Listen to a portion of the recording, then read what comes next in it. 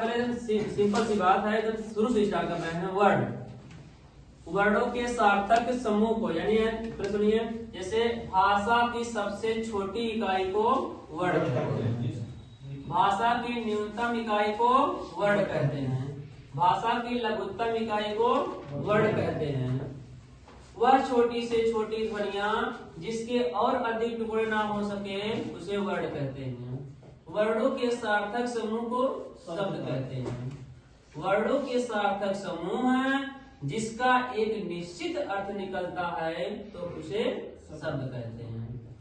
शब्दों के सार्थक समूह को वाक्य कहते हैं। वाक्य किसे कहते हैं? तो शब्दों के सार्थक समूह को वाक्य कहते हैं। और फिर वाक्यों के सार्थक समूह से क्या है? वाक्यों के सार्थक समूह से अनुच्छेद बनता है। अब अनुच्छेद के सार्थक समूह से भाषा का निर्माण होता है। तो कहेंगे भाषा किसे कहते हैं? अपने मन की बातों, भावों और विचारों को दूसरों के सामने प्रकट करना तथा दूसरों के मन की बातों, भाव और विचारों को समझना ही भाषा कहलाती है।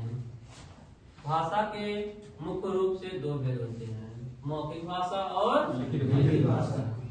तो मौखिक भाषा क्या होता है? भाषा का वह साधन जिसमें बोलने और सुनने की कुशलता ध्वनि के रूप में प्रकट होती है तो उसे मौखिक भाषा कहते हैं। जैसे नेता भाषण दे रहा है, इसमें मौखिक भाषा में क्या होता है कि आप लिखित और बोलने चाहे ऐसे आप बोल सकते हैं, मगर जब आप लिखते हैं तो उसमें आप लिखित का प्रयोग करते हैं। तो यानी बोलना और सुनना जो है यह मौखिक भाषा के अंतर्गत आता है। और लिखित भाषा क्या होता है कि भाषा का वह साधन जिसमें पढ़ने और लिखने की कुशलता लिपि के रूप में प्रकट होती है तो उसे लिखित भाषा कहते हैं। तो लिपि के रूप में यानी रोमन लिपि, अंग्रेजी भाषा लिखते हैं, गुरमुखी लिपि पंजाबी लोग लिखते हैं, है कि नहीं? पंजाबी भाषा का प्रयोग करते हैं।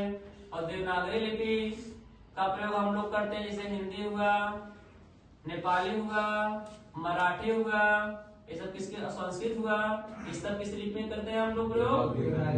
हाँ, देवनागरी लिपि में प्रयोग करते हैं। तो ऐसे ऐसे बहुत सी लिपियां आई हैं, ठीक ना?